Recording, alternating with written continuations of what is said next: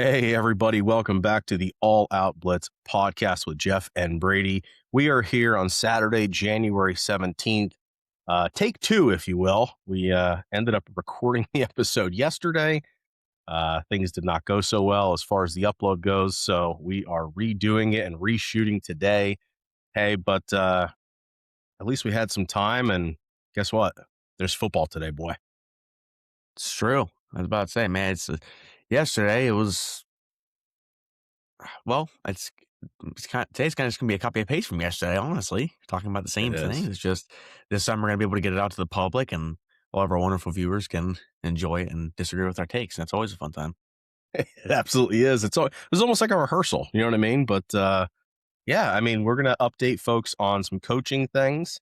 It's funny when we were chatting yesterday, and we were talking about Harbaugh and Todd Monken, going to the Giants, and you were like, "Hey, I don't think that's a done deal yet." I get up pretty early in the morning and sipping my coffee this morning, and what do you know? The first thing that comes up is there's still a slight chance for other teams to maybe sneak in on snagging Harbaugh. Um, Gosh, who knew, man? The way that they were talking about it on Wednesday and just all the attention that it got, it looked like it was a done deal. But it seems like as of right now, anyway, there's some sticklers within the contracting situation. They're not really saying what it is at this point. I can't imagine it's the cash flow. A $20 million a year, $100 million contract for Harbaugh if he goes there is what's on the table. I'm not sure what it is, whether it's going to be bringing other coaches or not being able to bring other coaches. That's the rumor mill there in Baltimore as to why Harbaugh was gone was because he would not get rid of Monken as the OC. But hey, friends look after each other, and that's kind of what that situation is. And they've done a lot of good things together, so why not? So we'll see, man, about Harbaugh. I don't know. There's depending who you talk to, there's Atlanta's in the mix, Tennessee's in the mix, but we shall see where he ends up. I ultimately think he ends up with the Giants. They don't let him walk away. I think it's the current GM that's causing a little bit of issue there. But who knows? It's been a crazy couple of weeks here in the NFL. Yeah. I mean, you were saying earlier, it's like, you said something about like it being a surprise, it was big news that Harbaugh was going to the Giants, and it's like it seemed like a done deal and all that. It's like it is big news because, like I said, we were saying,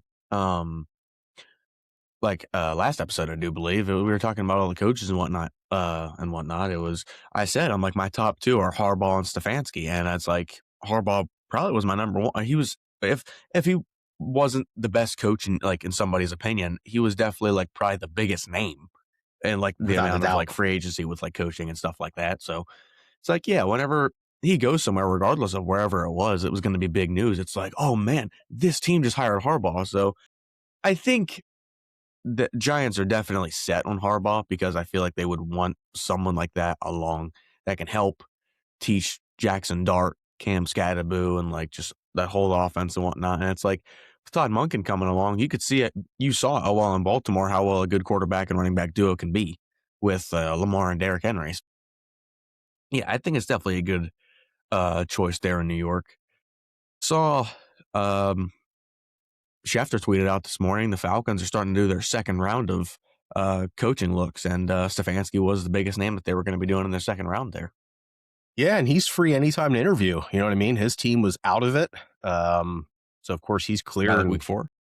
Yeah, I mean, he's clear and ready to go to interview and sign and make headlines. I mean, I think there's some other coaches that you could look at, like a Clint Kubiak, that the Seahawks are still in this thing. It might be a couple weeks yet until somebody gets to hire him. You don't know what's going to happen.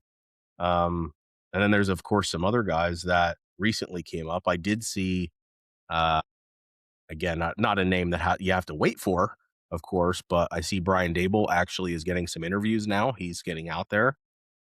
Mike McDaniel is flying all over the country, just here and there, whether it's going to be for an OC or a head coaching spot.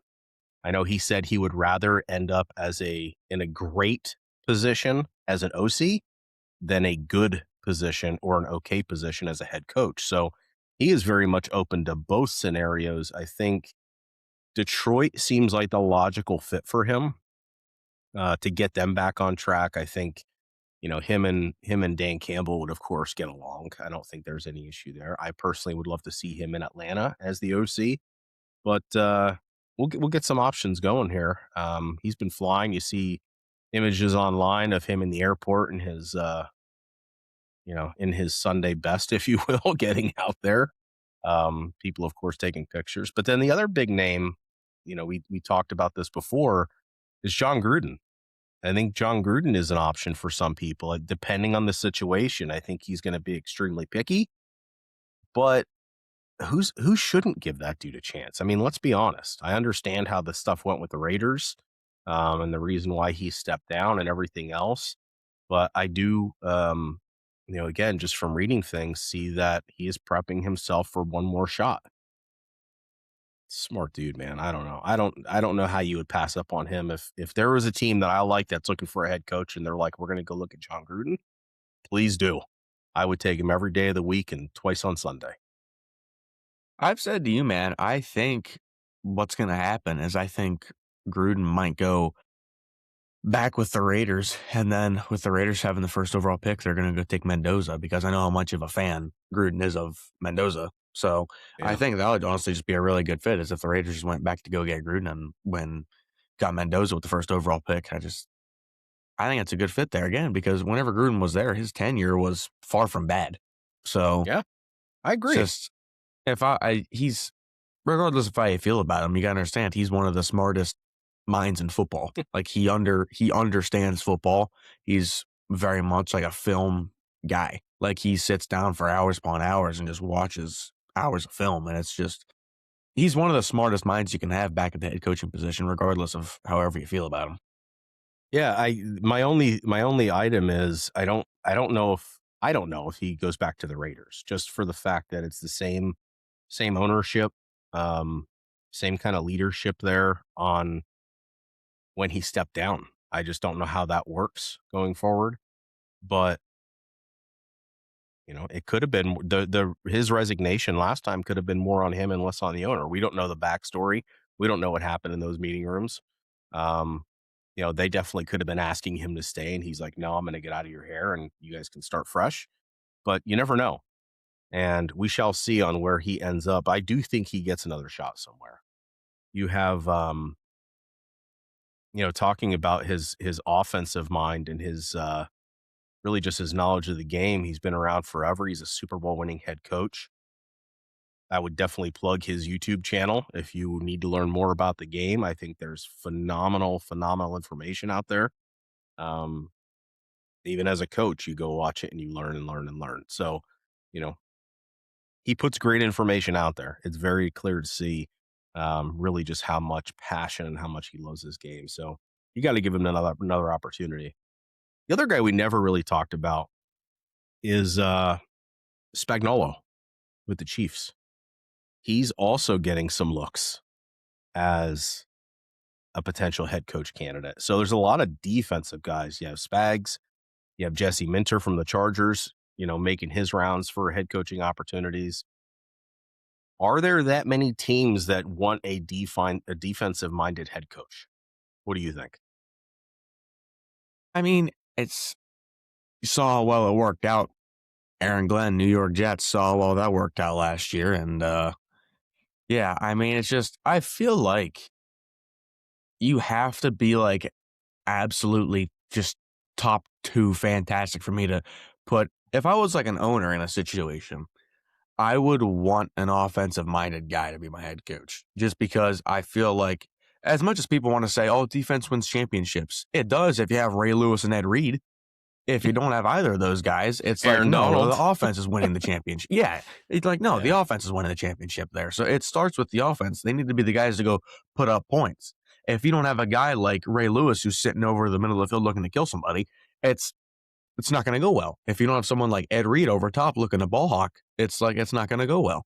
So it's just you need to be the absolute most stout defensive coordinator can work with any bum off the street for me to be able to trust you as our head coach. So I think some So guys, they just fit the defensive coordinator position more than head coach. yeah, and I think as you're explaining that, and I don't disagree at all. Well, as you're explaining that, you know what name pops out when you describe it in that way? Spags. He can do it with just about anybody. And when you pair that with a good, decent, or great offense, that of course is what's going to win you ball games and what wins you championships. It can't just be one side of the ball. So I always every time this comes up around coaches, especially at the end of the year like this, where we talk offensive minded head coach, defensive minded head coach, and we've talked about this before. Who cares? Unless they are the ones calling the plays, doesn't really matter what the head coach, where their specialty lies. It's their job to go bring in the right staff. So if they bring in the right OC or the right DC, they're the ones calling the plays. They're the ones making the decisions. They have the freedom to do what they want in most situations. Does it lend to have another honed in, specific minded coach? Absolutely. But if you're going to be a head coach, you got to know a little bit about both sides of the ball as well, and game management, and you're managing the team and the staff and everything else. So that's why you really don't see a lot of head coaches anymore calling plays. They rely on their staff, people that they like, that they trust, and they bring them in to do their job. But yeah, I don't know. Spags fits that bill. Whether he could be a head coach or not, I don't know. But Well, completely what also agree that comes some along guys with should just be coordinators. what comes along with head coach is needing to be a good leader as well. So Yes.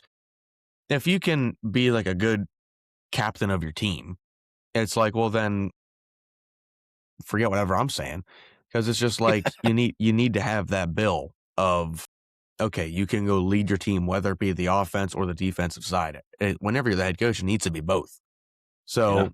you need to be just the leader there. I think that's probably the number one criteria, whether you previously coached offense or whether you previously coached defense. You need that good leader, Bill.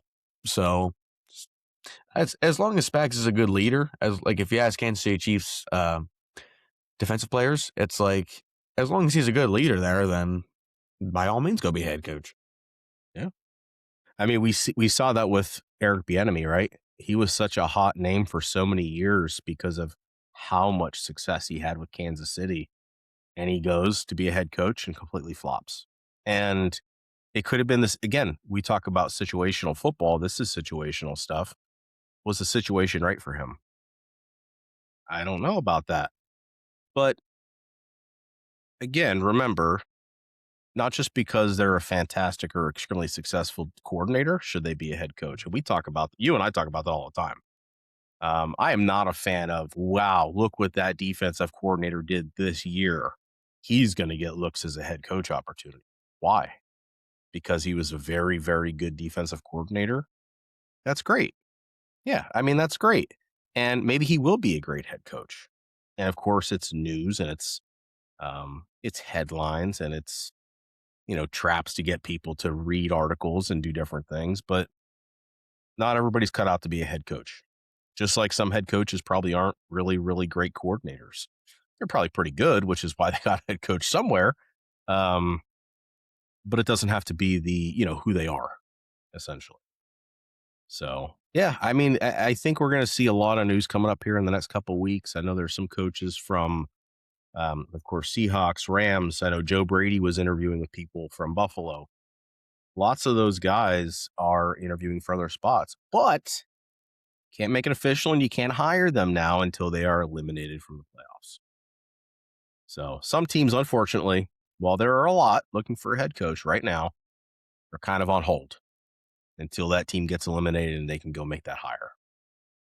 Tons of coaches have been interviewing. I think it's going to be a very, very different league next year. Lots of new leadership. Players are going to be moving around. And yeah, I mean, but before we start talking about how exciting next season is going to be, let's talk about the divisional round of the playoffs that start literally in a little less than 5 hours. Right now, it is 11:47 Eastern time on Saturday, January 17th. We kick it off today with the Bills and the Broncos. I think everybody knows where both of us lie, honestly, with Buffalo. I think it's going to be a phenomenal game. I do not think it's going to be a blowout one way or the other. And I think there's some key matchups we need to talk about, like Josh Allen, and that pass rush from Denver. Denver has one of the most, I'll call it underrated, but probably the best pass rush in the NFL right now. And that's talking through teams like Houston. Houston has a great pass rush. But what is Josh going to feel like? He's a super tough dude. But I mean, with that foot, with the knee, with the hand, how effective is he going to be with that crazy, crazy pass rush that the Broncos are going to bring? That's the big question for me. And doing that while down Gabe Davis and Shavers. Curtis Samuel came back. Yeah, man. It's just, I remember last game you were saying about like he's gonna need to put on that Superman cape again. It's like, dude, it's if you look at it, it's just he's gonna need to do it until like he can take it off after the Super Bowl if they make it, because he's gonna need to have it on the entirety of the playoffs. Yes. No He team needs in to the sleep AFC in that this thing. year. He needs to do everything in that thing. No team this year in the I mean, I know it's playoffs, but especially in the AFC, no team is like easy this year. And it's like, man, the only team that was easy was the Steelers, and they got smacked around 30-3 or 30-6, whatever it was. Like, man, And that was just tight for a while. It was. It's like, and you think about Houston again. It's like the last time Bills played Houston, they sacked Josh Allen 7 times. So it's, man, I don't know. Josh, he's gonna need to carry it again, I think. And we talked about this before. The biggest difference and what is going to need to happen for the Bills to succeed is they need to get James Cook moving. Because last game against Jacksonville, they couldn't do it. And I wouldn't say maybe they just gave up on the run too much. It's just they need to they need to find a spark with the run game. And it can't just be Josh Allen running the ball the whole time, because he got the snot beaten out of him last time. And you need to just give James Cook, Ray Davis, just give them the ball. Frank Gore Jr., just give them the ball and just let them go do what they do. Yeah, I agree. The run game really has to get going. I think the crucial piece to this is just because Denver does their defensive front, they stunt a lot, which of course causes that confusion, allows that additional pressure that makes it seem like a like a busted assignment or something like that. And the thing is Denver's linebacking core, their secondary, very good. They're very, very solid as a whole. So if Josh has to do it by himself, it's going to be a tough game. But Jacksonville was the number 1 rush defense in the NFL. Denver's number 2. This is going to be a very, very tough game, but it can be done. I think a crucial piece to this too, and I know he's questionable right now to play, is if Ty Johnson can play. He is an amazing safety blanket for Josh. They usually line him up out wide quite a bit, like in the slot. He's an amazing safety net. Bringing Curtis Samuel back, there's a little bit of flexibility there for him. If Brandon Cooks can get going, allow the Bills to take the deep shot. They did it a couple times last week against Jacksonville. Who's the other guy? Was it Hardman they brought back off the practice squad? Hardman, yeah. Yeah, so he'll be there. So they're looking for speed to stretch that defense. It's very clear what I think they're going to do. Because if they can't stretch that defense, everybody's going to be up in the box. James Cook's not going to be able to go. Ray Davis, you got to give Davis more opportunity in this game. While everybody wants to see James Cook just fly around and do what he does, you got to let Ray Davis do what he does. It's a perfect combination of running backs. But again, if Josh can do something special, I think we're going to see a lot of quick game out of that. That should help open up. If you can get James Cook out in little screen passes, get him in motions, and get the ball to him on the outside, I think that's going to lend to their favor as well. But on the Broncos side of things, I don't know. Just from being a Falcons fan for so long, and to be quite honest, my dislike for Sean Payton is you can never count that dude out. He is an amazing coach, very, very good coach. Got a great quarterback, good wide receivers. Running game is going. and the defense is stout. It's a solid, solid football team this year all around. But Bo Nix has some troubles, and Buffalo knows that, and they need to expose those big time. Making Bo Nix uncomfortable in the pocket removes a lot of his accuracy. He is really his unspoken talent, like Josh Allen, is his utilization of his legs, right? To be able to take off with the football. But he tends to make mistakes when he's rushed and hurried a lot. So Buffalo defense has to get pressure. And if the Broncos want to win this, they got to leverage backs to chip out of the backfield. They got to use tight ends to chip and get out. They need to knock people off platform if Denver wants to win this game. The Buffalo's defense is going to come with it. They're going to bring it. Yeah, definitely, man. I mean, and I was saying this, I'm like, man, I think Denver's frauds. I mean, I've been saying this. Like, if you look at the amount of games that they've won that were one-score games, it's like, you remember what happened with the Chiefs last year when they got smacked around in the Super Bowl? You see how many games they won that were one-score games? It was like more than half. And that's what I mean, man. It's like, Denver's no team to scoff at all. I mean, I've been a Bo Nix fan. I mean, I think that dude's a really good quarterback. Sean Payton's a fantastic coach. J.K. Dobbins, ever since he went to the Chargers and actually was given he finally wasn't injured. He's been doing really good. Dude, Denver's like pass rush too is nothing to scoff at either. I mean, those guys are fantastic. And yeah, I just think it's gonna come down to if Josh can make plays at the end of the day. It's like, I don't think he's gonna have a whole lot of time to sit back in that pocket and find his reads or whatever. I think there's gonna be a lot of times you're gonna see him scrambling a lot this game. So yeah. And I mean, he has a lot of success whenever he does that too. Yeah, He's one of the Bo best Nix. when he's outside the tackle box, man. He's got a lot of success out there. I think Bo Nix at some point though, I think there's gonna be a turning point in the game where Bo Nix is gonna make a costly mistake, whether it be he runs and fumbles or he throws a really bad interception or something. I think that's what's gonna separate both teams in this game. One team, whether it be the Bills or whether it be the Broncos, they're just going to make that one mistake and the other team's going to capitalize. And then that's what's going to push the game ahead for that team. Yeah, it's definitely going to be one of those games. I'm definitely hoping for Buffalo to come out of this one with a win ahead of the AFC Championship game.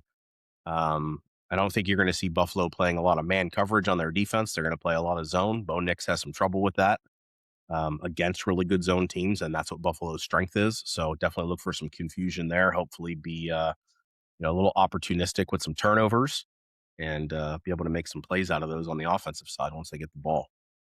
So who you take? I mean, I know who you're taking, but what do you think the score's going to be? What's your prediction? I think I'm going to stick with what I said yesterday. I do believe I took the Bills in what was it? I think I said 30-27. I think that's how I'm going to go with the Bills. I mean, I think the Bills they're going to be the ones to capitalize on that one really bad play. They're going to pick off Bo Nix. They're going to be able to house that one. And I think they're just going to run away with that at that point. So yeah, I'm taking Bills 30-27. All right. I'm taking Buffalo as well. I'm going to take them 34-24, but I'm going to make a play prediction. I think that Ray Davis is going to return a kickoff for a touchdown. He's been really, really good the last couple of weeks. Really close to breaking one. I think today's going to be the day. Special teams is going to come to play with Buffalo. That's going to be a key contributor to their win tonight. So game 2, 8 o'clock, we have 49ers and Seahawks. Now, a lot of stuff going on with this game. I mean, even, we were getting a lift in late last night and watching NFL Network. They're still talking about Sam Darnold and that oblique injury. He's questionable to play. We all know he's going to suit up. He's going to play. He hasn't thrown a ball since Thursday, though. I would say, but how's that going to fare when he takes his first hit or has to stretch for something and he just tweaks it? I mean, the Toradol shot's only last for so long. He's not going to be taking them all game long. And then on the flip side, you got the Niners for the first week. I mean, they played well without him last week for most of the game, but no George Kittle. How is that going to affect the run game and the pass game against this crazy Seahawks defense? Yeah, man. I mean, George Kittle. I mean, he's one of those guys that I feel like maybe not just as a 49ers fan, maybe like in general, you don't think about him that much, but then he's going to make that one play that's just going to kill your defense every single game. And then And he's going to giggle about it, which is he's such hilarious.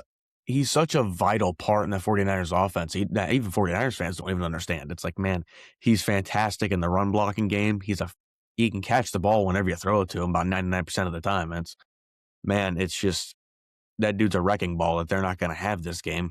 And I think it's gonna bite him at some point because there's gonna be some run where CMC's like, oh, he's gonna take off, and then the tight end they have ends up missing the block, and then it's like, oh, George Kittle would have made that block right there. It's like, Yeah, might happen at this game.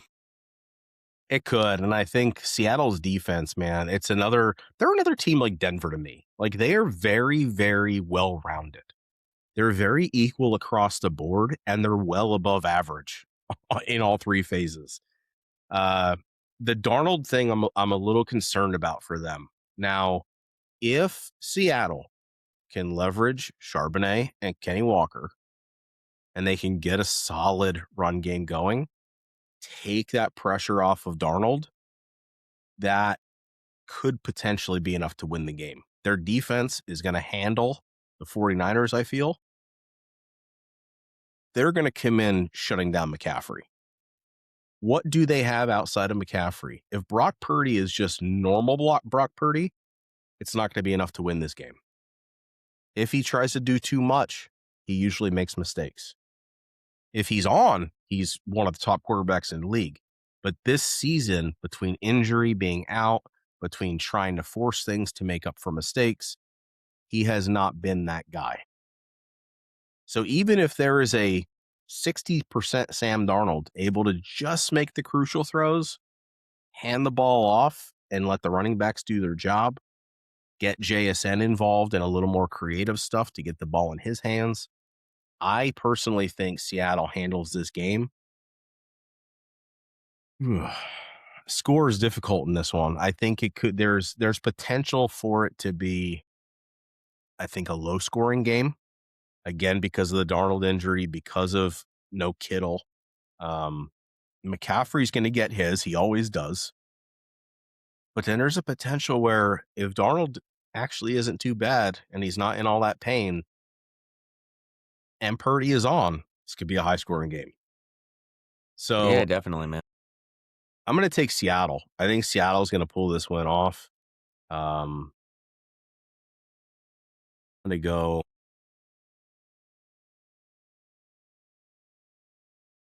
I'm going to go 20-16 Seattle. Okay. Well, like last week with the Texans and Steelers, you're a lot nicer than what I was. But yeah, We learned last week, dude. I am not good at this. I am not good at picking. You go 6-0. I have to put my 6-0 record on the line every single time now, man, and I'm scared. But my points are gone. I say, man, I got to put my 6-0 record on the line now. I'm yes. gotta be picky with who I choose. But I mean, just like I said last time, man, Seattle is just too good of a team to bet against them unless you have someone like the Rams or probably someone like the Bills or like Patriots even. You could like put up as like, man, just two. It's like Mike Tyson versus Muhammad Ali, man. Like it's just two of the best just going at it. So yeah, man. I'm gonna take Seattle on this one. I was gonna go like 30-17. Like I just think Seattle's offense is just going to be too overwhelming for the 49ers defense. If Fred Warner was playing, I think this is a whole different game. Dude, but with him that is the key. With him not playing, I think as long as they can shut down Bosa, I think they're good to go, honestly. Like I don't see him. Bosa's out. Oh, is he out Bosa's too? Not. Well, he's been out all year. It shows you how much I pay attention to the 49ers. Yeah. No. So when we did I'll just call it our rehearsal yesterday, Fred Warner was still potential to play last night. We were getting that lift in, and they said that he is out. No Fred Warner in the middle of the field coordinating that defense. That's going to be a difference maker. If he was in, that defense is solid. Absolutely. That's a key contributor. I forgot about that one. That's man. It's like, seriously, apologize. I didn't even realize Nick Bosa was out, but yeah, it's like Fred Warner. He's I know the middle linebacker is supposed to be the quarterback of the defense. He seriously is like the without a quarterback doubt. of the 49ers defense, man. Like such a key contributor to that defense. And the fact that he's not playing, I think if Seattle just goes up on the 49ers so much, it's just going to be too overwhelming. And with Fred Warner not being there to be able to just tell everyone chill out, just stay calm, and just keep doing your job, it's like I think they're going to get overwhelmed, and then Seattle's just going to keep pouring it on because when Sam Darnold wants to play, he can play. JSN, He I can. think at the moment, I don't even know if you can debate it, is the greatest receiver in football right now. Kenneth Walker, he'll take it 99 yards, and then we'll put in Charbonnet to get that 1 yard touchdown. My flex king in fantasy this year was fantastic. Man, it's just Seattle's offense is just going to be so overwhelming for the 49ers, I feel like. And then Seattle's defense, my gosh, man, they look like the freaking Legion of Boom again. Like, it's absolutely fantastic. I mean, Ernest Jones is a dog. Nick Emanwari, the safety position, that dude, I do believe he might be a rookie. If not, he's like 1 year in. I think he's a Yeah. rookie, though. Man, he's fantastic, man. And I'm a big fan of their cornerback room, too. Their defensive line is nothing to scoff at. I just think Seattle's defense is so good. I think they're going to get at least 2 to 3 picks off Purdy. And then I think Wow. might force a fumble at some point, honestly. But yeah, I'm taking Yeah. Seattle 30-17. Well, and I mean, before we jump into Sunday's games, don't forget, I mean, Shanahan is the ultimate choker. So if even if They they can go get up up, 17-0, they'll still lose. it doesn't really matter.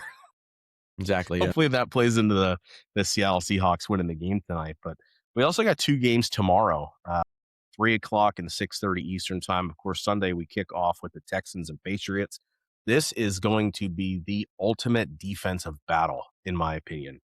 We're really not sure what CJ Stroud is going to show up. My goodness, I hope it's not last week's, because he just had a miserable, miserable game. I'm really hoping that kind of lit a fire and got him refocused, and he brings it like we know that he can. But I think it's going to be a defensive showdown. I don't think it's going to be very high scoring. And if it is, it's because there's multiple defensive touchdowns, whether it's a pick six, a fumble six, anything like that. It's got to be a defensive move. And we know how good the Texans defense is. The Patriots defense is quietly just as good. They're very, very good at getting pressure. Their DBs and linebackers just tend to make plays. They're very, very fast at corralling to the ball carrier. It's going to be a fun game to watch. I'm actually really, really excited for that game tomorrow. Um, Again, just because of it being such an offensive minded league nowadays, to see a defensive battle every once in a while is a lot of fun. You got to remember, though, man, Nico Collins is out on the Texans sideline. That's a giant That's blow tough. to the Texans offense there. With them already not even having that many good receivers, it's like Nico Collins was that one guy that's like, oh man, we can't really lose him, and they lost him. So Yeah. yeah, man, I'm also very excited for this game, but I'll kick it off with the predictions here. I think I'm gonna go New England again. I mean, if CJ makes one mistake, they're not Pittsburgh. Drake May Yeah. in New England is going to No. capitalize off of it. And it's just, man, it's just, I don't know. I don't see a scenario where Houston wins this. I think even if CJ plays his best, I still think Drake May's better.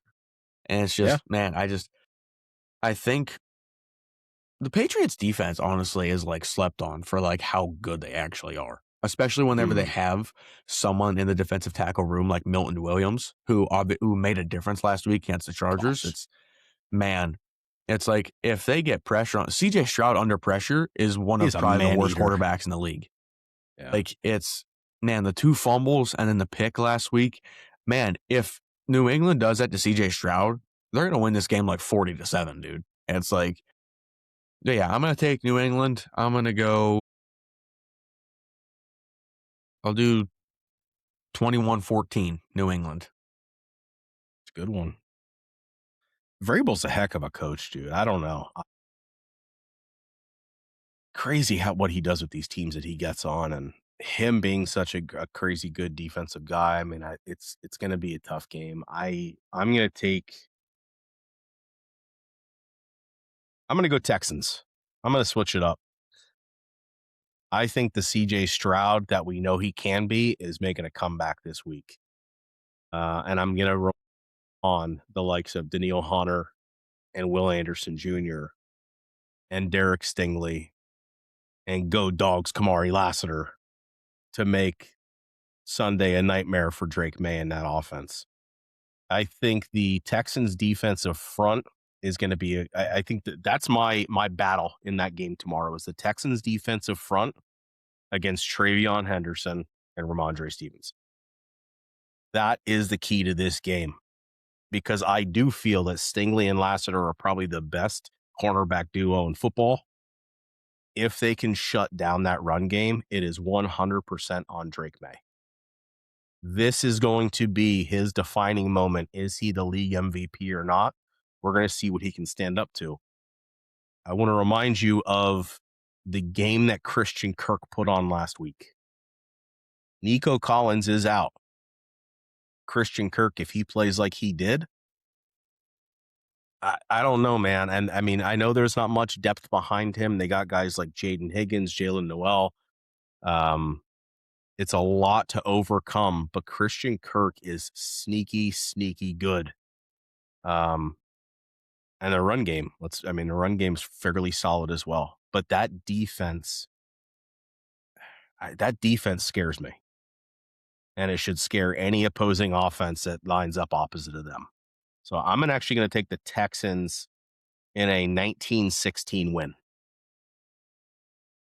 Okay, I could definitely see that happening. I think if we switch it to like key components for like what needs to happen for this team to win, if we go for New England side first, for New England to win, I think their defensive line can shut down the run game, which then will force the Texans to need to pass. And if they could force CJ Stroud to pass, if they can get pressure on CJ Stroud, they win that game. No doubt. Trouble. Yeah, I agree.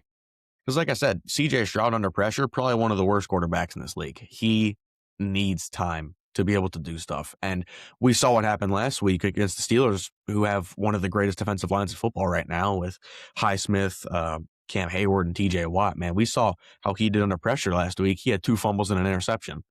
And so, man, if the Patriots can just shut down the Texans run game and get pressure on CJ, I think they win this game 100%. Yeah, I just, to me, and I think, to be honest, this game can absolutely, just like all these games, can go either way. What I look at is the Chargers have a very good defense.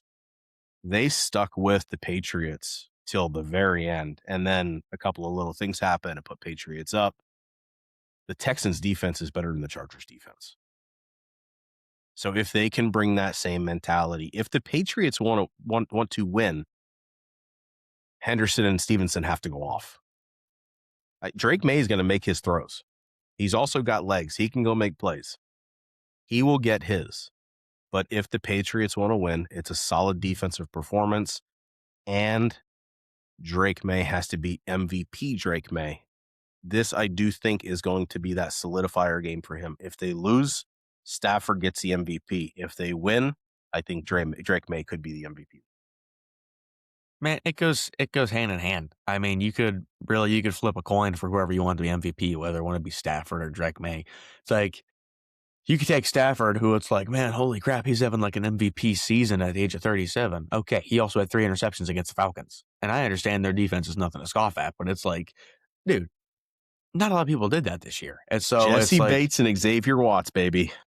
You also have Drake May, who I can't really remember who had a game where he was like, oh man, Drake May had a bad game there. Like I seriously can't remember. I don't know if it's maybe I didn't play against or pay attention to the Patriots that much. I just can't remember a game where it's like that. So though I think He's been Stafford solid. had more yards and maybe more touchdowns than Drake May, I don't know. I mean, I still might just give it to Drake May, dude. Could be interesting. I don't know. I'm going to as far as the MVP conversation, I'm going to take Stafford just because of, Go again, Dogs. of course, go Dogs, but his age, what he's been able to do this year. Of course, he's got weapons with Adams and Puka and a great running game. And just to pull up really quick, the stats between the two, from the regular season, I mean, Drake May has a better completion percentage by about 7%. Stafford threw for roughly 350 more yards, 15 more touchdowns, and the same number of interceptions.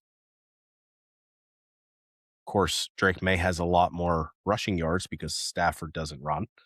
But it is very, very even. I think this is the week where it solidifies one of the two in that conversation. I think even if the Rams and the Patriots win, I still think it's going to be Stafford. I think you Usually wait it's till the whatever next team round then. goes further. Yeah, I think it's usually whatever team goes further. So if one of those two teams make it to the Super Bowl, I think that elevates their chances. But we shall see, man. I don't know. I don't think both of these teams are making it out this weekend. I was just thinking that. Like, I think if either one of these teams even like makes a Super Bowl, I feel like at that, okay, he's the MVP then. I mean, Yeah. if you are going just based off stats there, I think you probably have to go with him with Stafford, because it's just, Yeah. man, it's like, then again, it's like you're gonna have the debaters, and I'll be the debater in the situation. What if you put Drake May in that situation that Stafford's in, where you get Puka Nacua, Devontae Adams, along with the ability he can also run too? I think Yeah. honestly, Drake May throws for over 5,000 yards. Like, or he Very well has like could. 5,000 total yards. Is what I'm trying to say. It's like, man, it's like if you switch situations, it's like we've also seen what Stafford can do in an awful Lions situation. But I mean, you put Drake May in such a good situation that Matt Stafford's been in.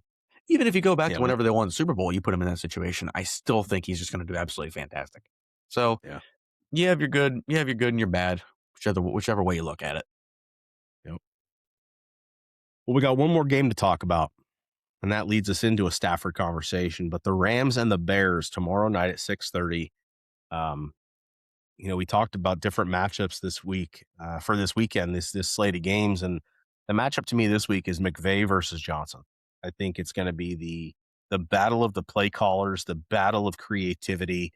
Who has more weapons? Who has a better squad? That's always in question. They have to go execute. Sean McVay's been there, done that. Sean McVay has done it multiple times, not winning multiple Super Bowls, but in this position. This is fresh for Ben Johnson. You could say with Detroit, look how they made it last year. Last couple of years, they were very successful. This is his first time at the helm. This is Caleb Williams' first time here. A lot of firsts for this team. There's a lot of experience on the opposite side of the ball with the Rams. That experience, Sean McVay, I'm definitely taking the Rams in this game. It could go either way. It could end really badly for my prediction, and that's okay. It's football. That's the way it's supposed to be.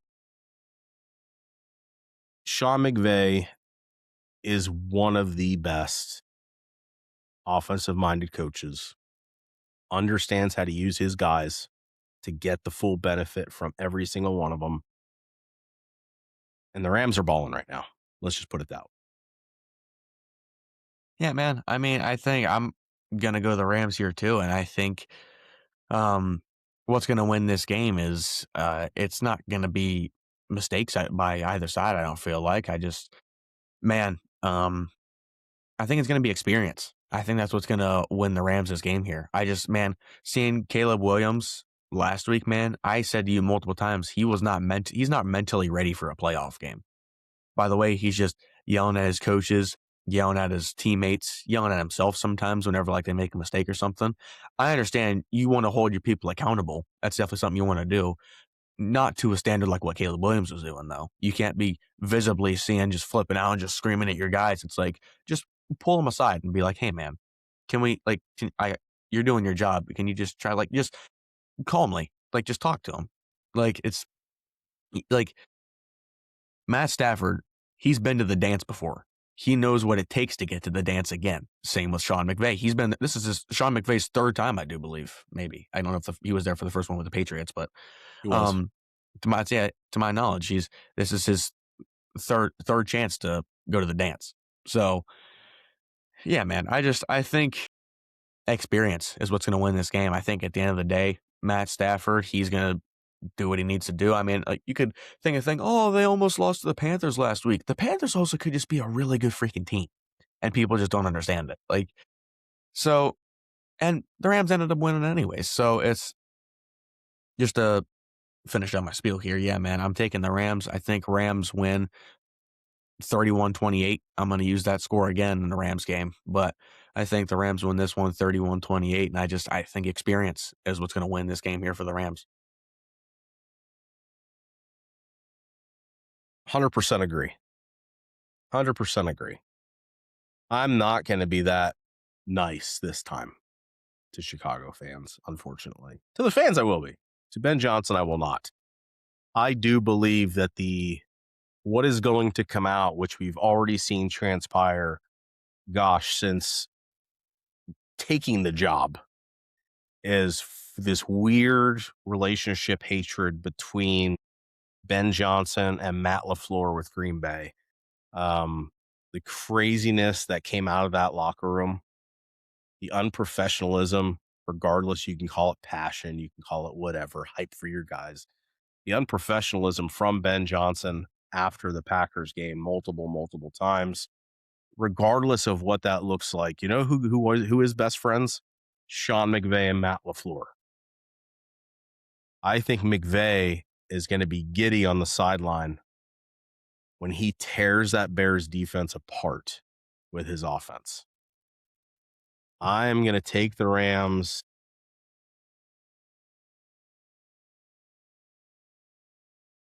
I'm going to go 42-14 Rams. I think they're going to come in with an edge.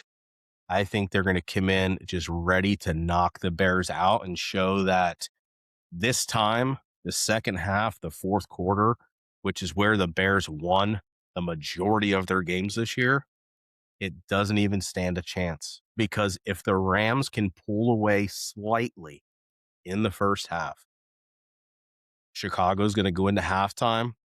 Ben Johnson, he's going to give that same speech of, we've been doing this all year. This is who we are. This is what we do. We come out in the second half. We dominate. We go and take over. We win the game. And McVay keeps his foot on the gas. And the Rams and that experience that you were talking about overwhelm Chicago the entire second half to where they just end up backing off. Rams are going to pull out a massive victory tomorrow night. So that's going to be my hot take for the weekend, and Rams in a blowout win over Chicago to prove that this year, while they were very good, they were very resilient, I could say, in the second half against a lot of teams, is that they do have a bright future, but it's not their time yet, and it's just not going to be this year. Yeah, man. You also got to think about the other side of the Rams we haven't even discussed yet. Is the Rams defense is a lot better than what the Packers defense is too, especially that pass rush. Sure. We've seen Caleb Williams can absolutely make plays whenever he's on the run. We've seen him do it multiple times last week. The Rams defense is also not as forgiving as the Packers defense is either. So, and I think, like I said, there's that massive asterisk with the Packers game last week that what if Micah Parsons played. This week, you got Jared Verse, you got Braden Fisk. It's Byron Young, I think is another one. That's what I mean. They have so many studs on defense, man. I just think the Rams defense is not going to be as forgiving as what the Packers defense is, and I think that's what's going to cost the Bears the game here. Is I think they're going to be able to sack Caleb Williams, which is something the Packers couldn't do last week. Yeah, I agree. Caleb Williams, to be honest with you, is probably one of the best when he's off platform and making ridiculous plays happen. He is very, very good at doing that. The difference is, I just pulled it up real quick so we have it here. I mean, you have Braden Fisk, Poona Ford, Kobe Turner, Byron Young, Jared Verse. You got the old Falcon, Nate Landman. I just think it's going to be too much, and they're going to bring speed at Caleb Williams, which the Packers did not have unless Micah was there. You could say, they have Rashawn Gary, and yeah, he's quick for a big fella. He's not Micah Parsons. It's not these guys. He's not Jared Verse. And then you look in the secondary with Kobe Durant and Emmanuel Forbes, Cam Curl, Cam Kinchins, that is going to be a lot for the Bears receivers in the secondary. Rams are very, very solid all around the board. They're gonna take it to them. And I do think that personal relationship stuff is going to come into play here. I know some folks were asking McVay about that earlier in the week. And of course, he was super quiet about it. He's like, oh, yeah, we talk like about him and LaFleur. Uh, I mean, when you can have LaFleur that they had a massive lead last week and they lost it, you think he's not giving tips to McVay? You think he's not telling them how to attack this? Or, I mean, and McVay doesn't have to listen, but of course they have conversations, right? We're going to see that play out. The Rams are a very, very solid unit this year. And I don't know. They got potential to make it to the Super Bowl in the NFC, man. Yeah, definitely, man. I think the Rams past couple of years, ever since they got Stafford, they've just had a super stacked roster. And it's just crazy in what they've been able to do. It's like, and people still get upset about it. It's like, oh, they traded for a super team or whatever. It's because they want to win. At the end of the day, if that's what you got to do, it's what you got to do. I mean, you'd want to be up if your team was at a genuine chance to win the Super Bowl. If you had a super team, would you not want to be a part of that team? You know, Yeah, and I wouldn't even call it a super team. I mean, they won a Super Bowl, or they made it to a Super Bowl with Jared Goff at the helm. They had Cooper Kupp, right, and a couple of other guys. Then they trade and they get Stafford. They make it to a Super Bowl and they win. Same kind of receivers, nothing really different. They lose Cooper Kupp, they go get Devontae Adams. Like, so it's all been very, very similar. So I wouldn't even call it a super team. It's a well-coached group of guys that understand in order to win, you have to mesh and become a unit, like a team. That's what's driven from the top down. And they bought in. And I think the Bears are buying in, which is why it could be a good game. I don't think it's going to be I think at the beginning it's going to be tight and then it's going to blow open. But their time may come for Chicago. They got a solid squad. Good coaching, regardless of how I personally feel about it. It's good coaching. Just not today. Just not tomorrow. Just not in 2026. yeah, at least the beginning of it, anyways. Maybe near like halfway through the end of the year. Never know. You never know. Yeah, hoping for a Rams win. It's always fun. Absolutely. Bunch of old dogs over there. Go dogs. Yeah. So I guess last thing before we sign off for today and get ready for these games is we of course have a game Monday, the Natty National Championship. You got the Hoosiers against the Hurricanes. Hoosiers. Go Hoosiers. I was about to say, we were going with the Hoosiers this whole time here in the playoffs whenever Georgia got knocked out. Yeah, I can't go for Carson Beck. That just isn't going to happen. I like the Signetti story too. Him and Mendoza. I mean, you watch Indiana play against Oregon, and that was a clinic all around the board. So definitely rooting for Indiana. We'll touch on that game once we come back in our next episode next week to talk about the divisional round and winners and what our thoughts were. We'll talk about the Natty a little bit too, but looking forward to at least talk about when I go 10-0. Be a good time. My gosh, you're ridiculous. If you do that, I don't know what's going to happen. I'm putting a lottery ticket. That's what I'm doing if I go 10-0. I say we got to start playing the lottery or something, but awesome. Well, that is it, folks, for the All Out Blitz podcast here. Talking the divisional round of the playoffs. Hopefully everybody has a fantastic weekend. Hopefully you get to enjoy these 4 games because could be just as wild as Wild Card Weekend last week. So for us here at the All Out Blitz podcast, have a great weekend. God bless and peace out.